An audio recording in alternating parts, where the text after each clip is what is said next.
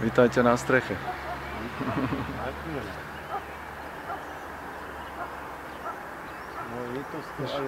Všade sú lománka. Môžete si vybrať aj taký systém, že odvetranie je na hrebení. Tento hrebeň je upchatý, áno? A vetranie je tými lománkami. Ono to je teraz priamo na tom, jak boli tí povodne, ne? Tu neboli lománka. Ne, myslím to povodné odsávanie. Áno. No, to povodné odsávanie končí na tej šachte. To áno, ale toto je zase... Vlastne pod strechou. Toto stredné lománko je odvetranie strechy, áno? To sú dve... A tie veľké sú na onom. Aha, takže vy máte 4... Toto sú bytové jadra. Tie, čo sú vlastne s tým červeným spodkom. Tie oplechované. A tieto, čo sú v hrebení, tak to odvetranie hrebenia, lebo tá strecha musí nasávať. No čo sme sa nasávať pri okraji a vyfúkovať vlastne v hrebení. Všimol som si, že tam je normálna fuga, ako na ten lúk. Tieto väzníky sa robia v päťke.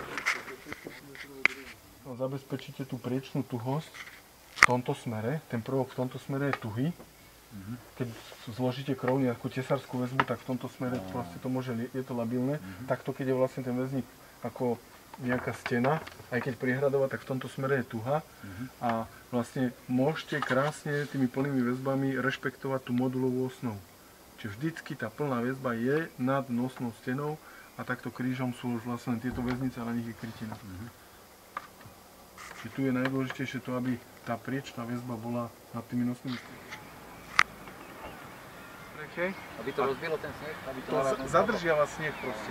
Zadrží sneh, aby sa nezosunula lavína dole.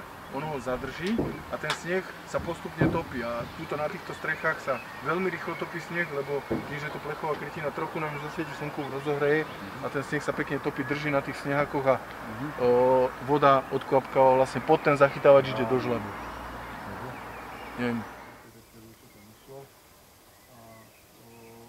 Podstatné, že vlastne že každý ten nosník alebo tá plná väzba je nad nosnou stenou.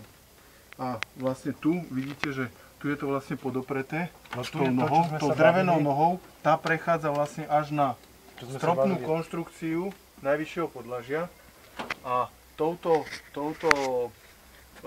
pásovou oceľou je vlastne, sú zabezpečené tlakové sily vlastne. Smerom hore od vetra, keby ho chcel tú konštrukciu odtrhnúť, tak vlastne to preberá tá oceľová kotva a smerom dole to preberá tá drevená noha.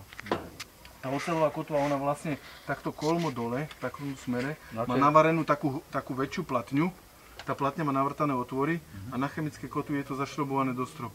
A tu je to vlastne prešrobované cez ten väzník.